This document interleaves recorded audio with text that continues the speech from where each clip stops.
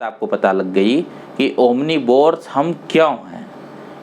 ये एक नहीं दो दो सबूतों से आपको पता लग गया, जैसे कि टीथ की स्ट्रक्चर से, उससे भी हमें पता लग गया, और जैसे आपके इंटेस्टाइन से, उससे भी आपको पता लग गया, इंटेस्टाइन की लेंथ से। और एंजाइम जो हैं, अल्टीमेटली एंजाइम तो सबसे इम्पॉर्टेंट चीज़ है, क्योंकि एंजाइम ही तो वर्क करेगा ना आपके फूड पे। तो ये दोनों तीनों सोर्स ने आपको बता दिया और पूरी तरह कन्फर्मेटरी कर दिया कि जो हम थ्योरी रखते हैं ना ओमनीवोर्स, वो सही है। जब आप साइंस या बायोलॉजी को पढ़ते हैं ना, तो जो फैक्ट है उस पर आपका एकदम फर्म बिलीफ होना चाहिए कि ये है तो सही। अगर साइंस में बताया जा रहा, वो बहुत किसी ने उसे सोचा, ऐसे नहीं सपने में बता दिया गया है। अब उसके रीजन आपको खोजने हैं, तो चलिए इसे मैं धीरे धीरे आपको टीच करूंगा, बताऊंगा। अभी हम चलते हैं जो प्रोटीन का डाइजेशन था उस पे ही। फ्रेंड्स, अगर आप जो है मेरे चैनल पे न्यू हैं तो आप जो है इस चैनल को लाइक और सब्सक्राइब करिए, और अपने फ्रेंड के साथ इसे शेयर भी करिए। जो बाकी लोग हैं जिन्हें बायोलॉजी में इंटरेस्ट हो, या उन्हें एक बार आप रिकमेंड करिए कि आप इस प्लेटफॉर्म पे आइए। मुझे अच्छा लगेगा, मुझे मोटिवेशन मिलेगा कि जो मेहनत मैं कर रहा हूँ इसे कोई देखना चाह रहा है, कोई पसंद कर रहा है।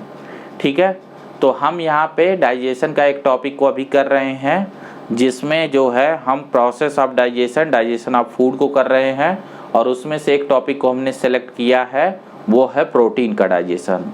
तो अभी चलिए हम प्रोटीन के डाइजेशन पे यहाँ आते हैं। तो जैसे मैंने बोला कि प्रोटीन के कॉम्प्लेक्स मॉलिक्यूल को सिंपल मॉलिक्यूल अमीनो एसिड में कन्वर्ट करना है, लेकिन एक चीज़ आपको बताया कि लास्ट साइड जो डाइजेशन की है वो आपकी म्यूकोसल ग्लैंड जेजनम की होती है, जिसका जो जूस होता है सकस इंट्रिकस इंटेस्टाइनल जूस, यही इसके डाइमर फॉर्म यानी दो अमीनो एसिड डाइपेप्टाइड को अमीनो एसिड में कन्वर्ट करता है, यानी फाइनल डाइजेशन। तो फिर पेप्सिन क्या करती है?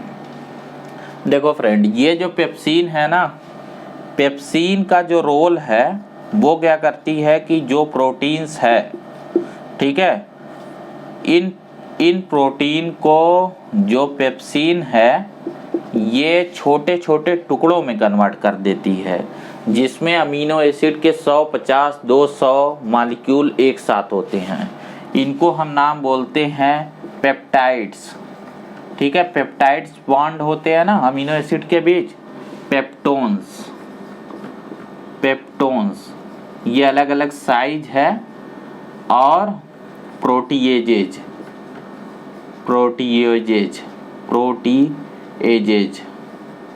है ना, ये इनमें कन्वर्ट कर देती। इससे ज़्यादा कुछ नहीं हो सकता। स्टमक में आप खाने को चाहे जितनी देर तक रखेंगे, ये इससे ज़्यादा डाइजेस्ट नहीं होगा।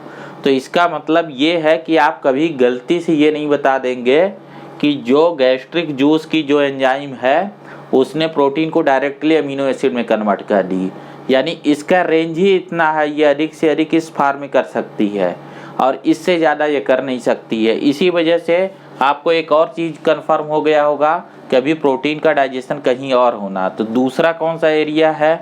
जो प्रोटीन है, जो ये खाना है, ये स्टमक के बाद इंटर करता है यहाँ पे, यानी कि ड्यूडेनम में।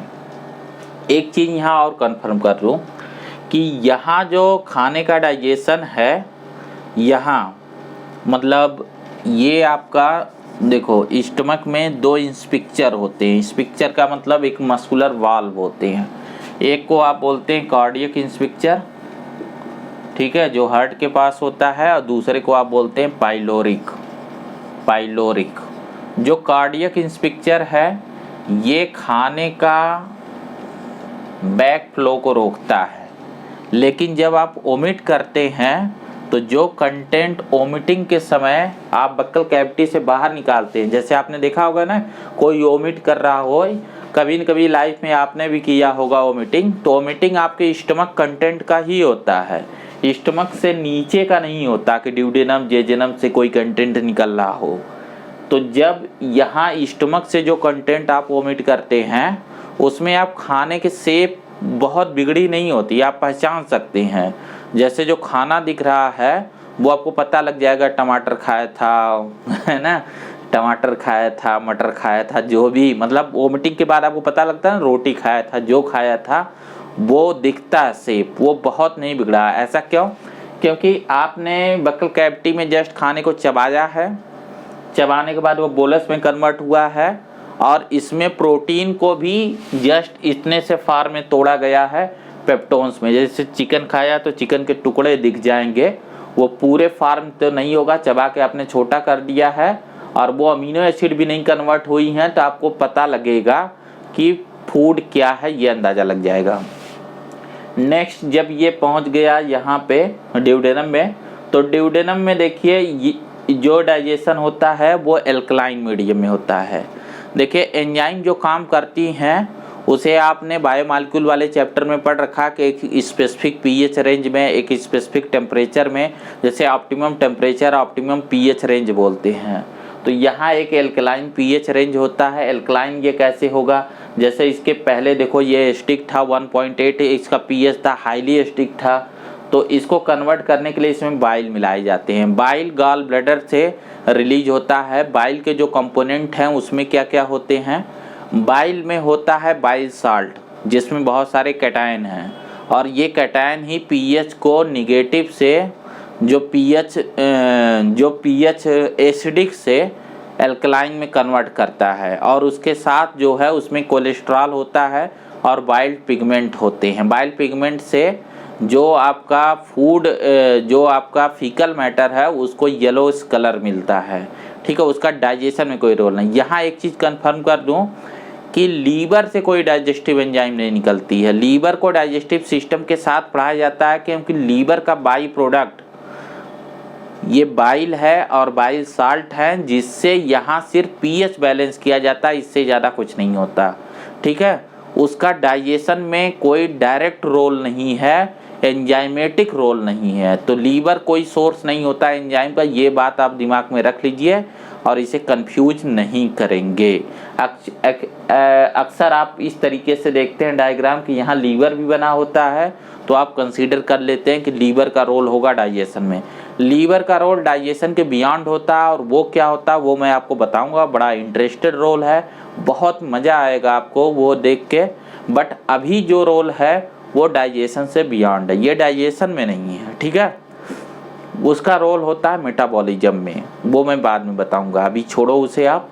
अभी जो हम देखने जा रहे हैं, यहाँ जो दूसरी ग्लैंड है पैंक्रियाज, तो पैंक्रियाज में जूस होता है, उसे बोलते हैं पैंक्रियाटिक जूस। पैंक्रियाटिक जूस की जो एंजाइम होती हैं वो ट्रिप्सिन कीमोट्रिप्सिन होती हैं। तो देखो यहाँ जो फूड है ना, तो ये फूड जो यहाँ पहुँचेगा, यहाँ जो स्टमक का फूड पहुँचेगा उसमें क्या क्या मटेरियल होते हैं, ये सब, ठीक है। पेप्टाइड्स, पेप्टोन्स, ठीक है, प्रोटीएजेज,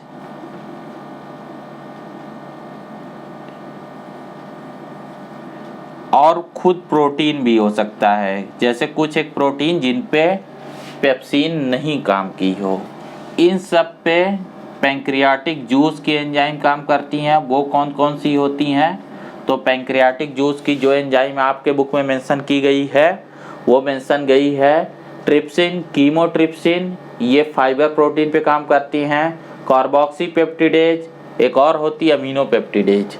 देखो एंजाइम होती है कार्बोक्सीपेप्टिडेज, इसका मीनिंग क्या होता है ये मैं आपको समझा दे रहा हूँ। कार्बोक्सीपेप्टिडेज इसका मीनिंग क्या होता है, ठीक है। रुकिए थोड़ा सा बोर्ड को हटाएं। देखिए जो अमीनो एसिड्स होती है,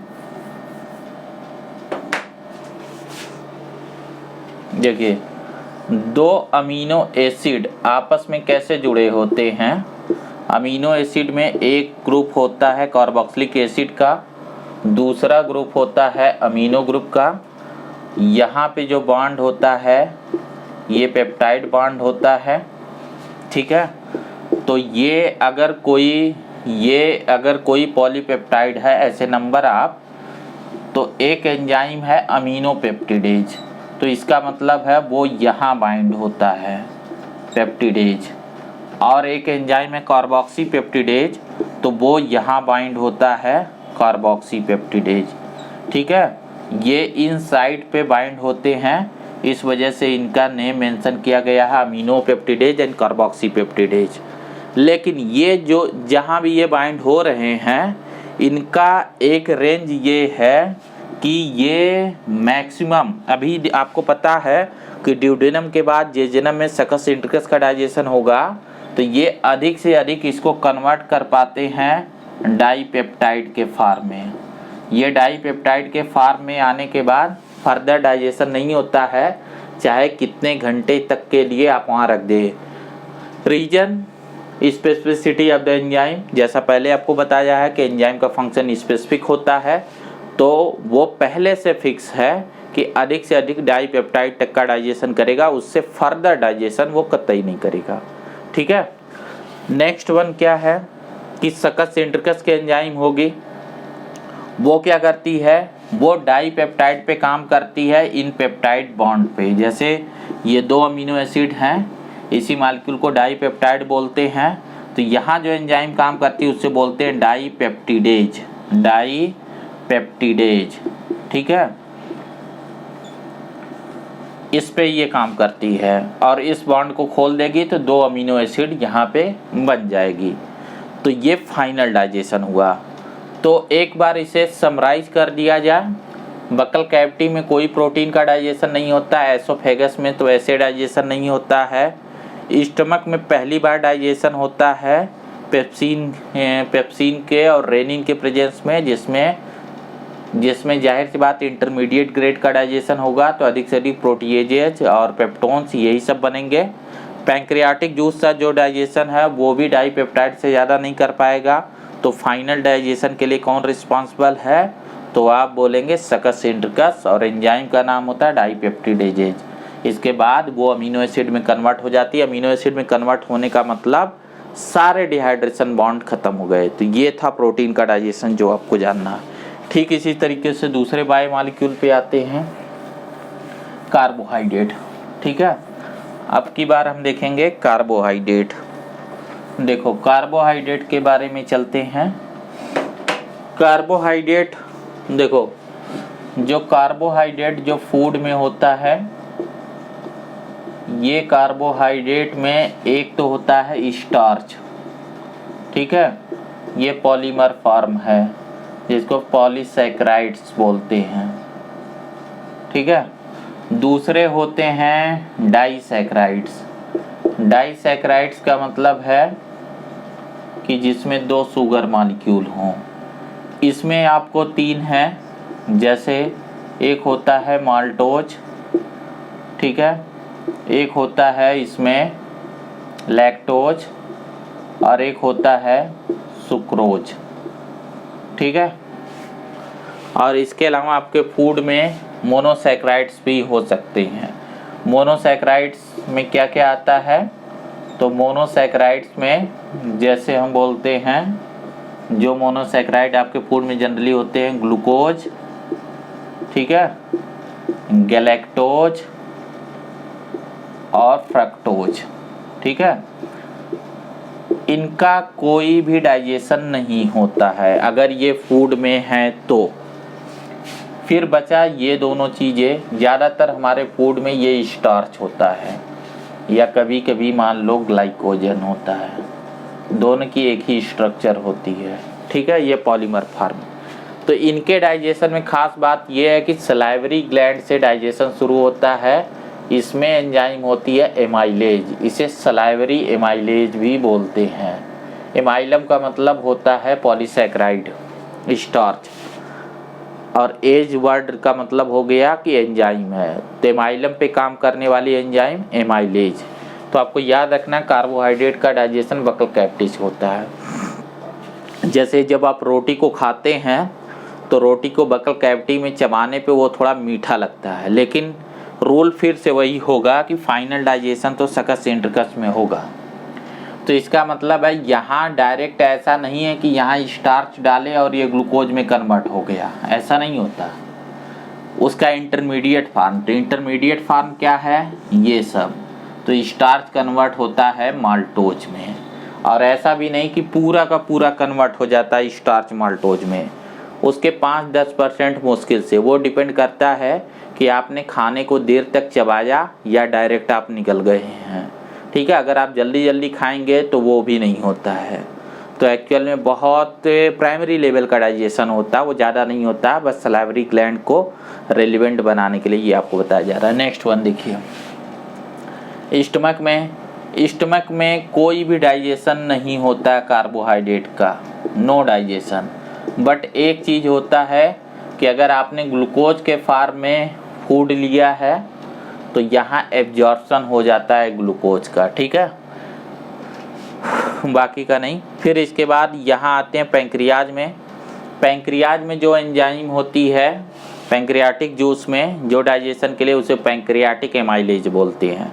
अब पैंक्रियाटिक एमाइलेज भी वैसे काम करेगी जैसे सलाइवरी एमाइलेज, क्योंकि फाइनल डाइजेशन तो सकस इंटरकस में होना है। तो पैंक्रियाटिक एमाइलेज भी क्या करती है, स्टार्च को कन्वर्ट करती है अधिक से अधिक माल्टोज में, इससे ज़्यादा वो डाइजेस्ट नहीं कर सकती है।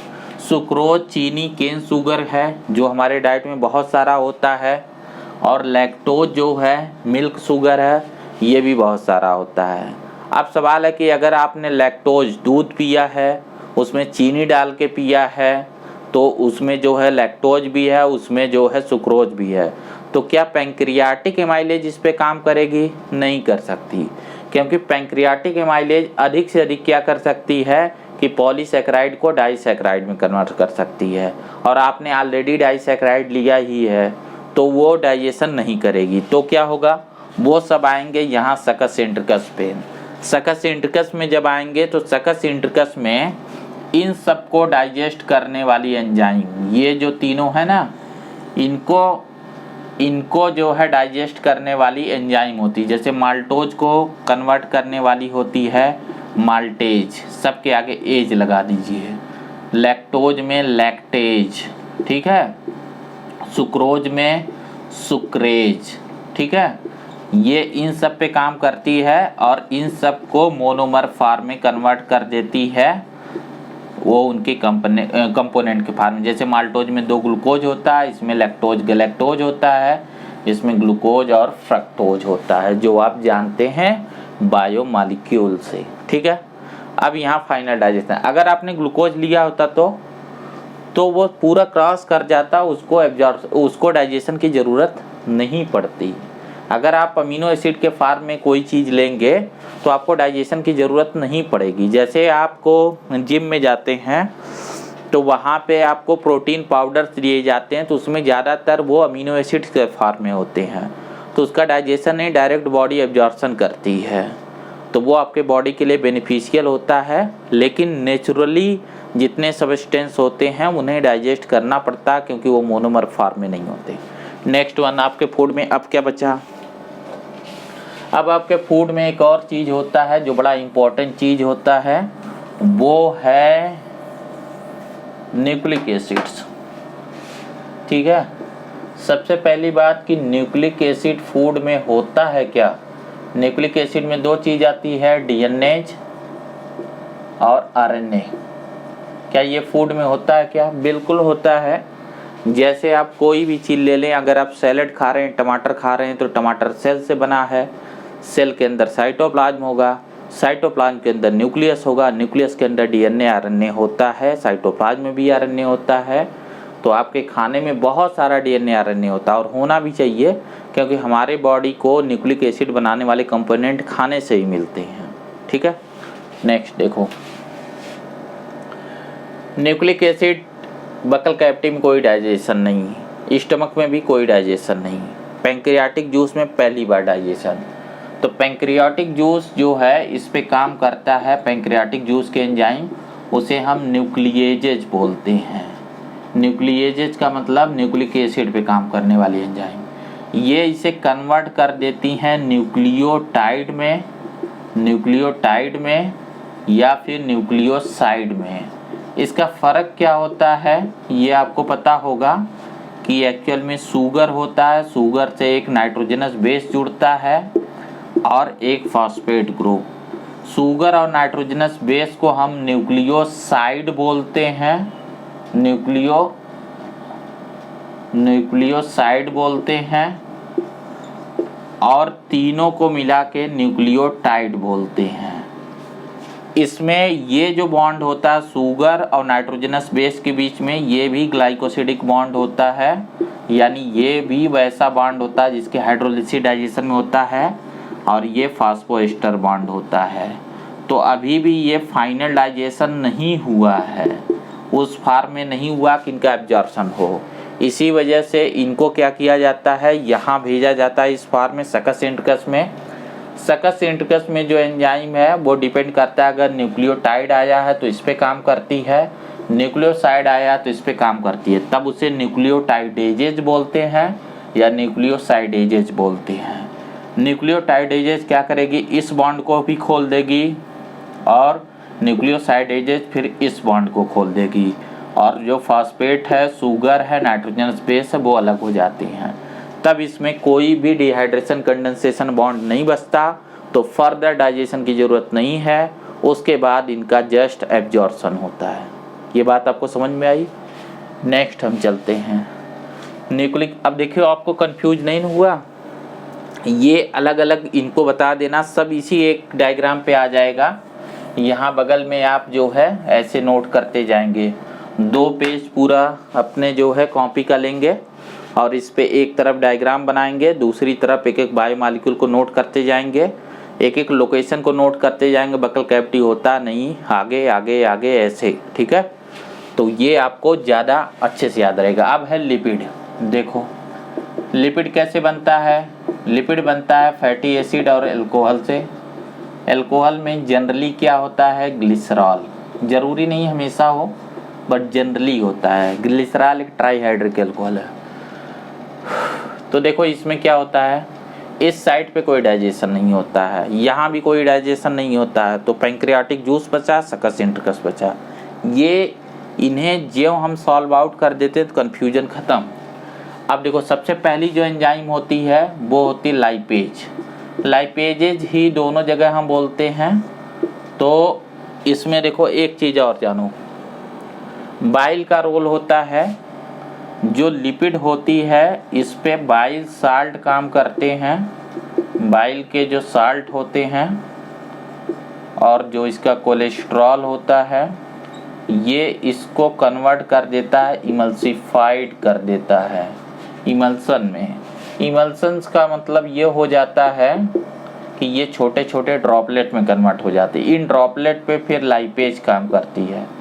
लाइपेज जब काम करेगी तो देखो लिपिड मॉलिक्यूल कुछ ऐसे होता है कि इसमें जो है ना, जैसे अगर ये ग्लिसरॉल है तो इसमें 3 फैटी एसिड ऐसे जुड़ी होती हैं, ठीक है।